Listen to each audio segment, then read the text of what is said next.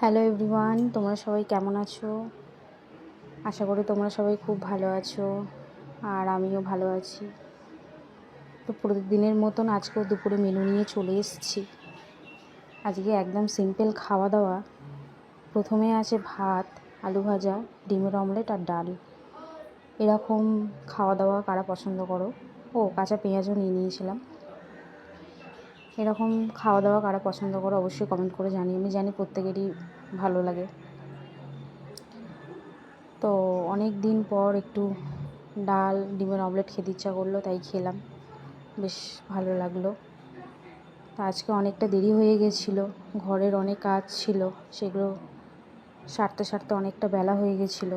তো তাই জন্য কোনো তরকারি কিছু করিনি, দুপুরবেলায় এটা দিয়ে চালিয়ে নিলাম।